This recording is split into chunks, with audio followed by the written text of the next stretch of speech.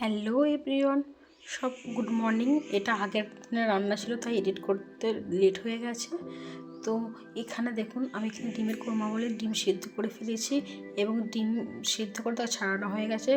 কড়াইয়ে ঘি এবং একটু সাদা তেল দিয়ে দিয়েছি।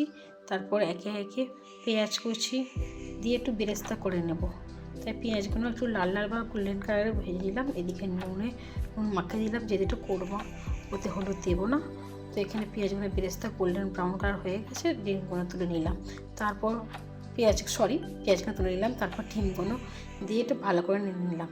ডিমেও না এই লাল কালারটা আসা যাবে না, শুধু হালকা নিয়ে নিলেই হবে। তো আস্তে আস্তে ডিমগুলো ভাজা হয়ে গেছে, তাই তুলে নিলাম।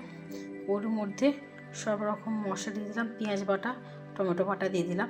দিয়ে একটু সামান্য নুন চিনি দিয়ে নাড়ছি ভালো করে। একটুখানি তেল উপর থেকে ছেড়ে এলে তার মধ্যে আদা রসুন বাটা দিয়ে দিলাম। আদা রসুন বাটা দিয়ে ভালো করে নাড়তে হবে।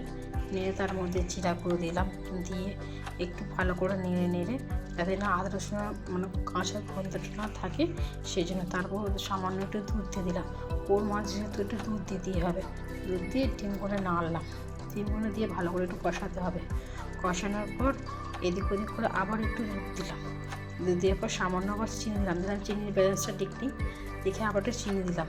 এরপরে একটু গরম মশলা দিলাম, দিয়ে সামান্য এই যে ডিমটা লাস্টের দিকে একটু ঘিয়ে একটু বেরেস্তা একটু কাঁচা লঙ্কা দিয়ে নামিয়ে নেব। আপনারাও ট্রাই করবেন, অসম্ভব সুন্দর খেতে হয়। ধন্যবাদ।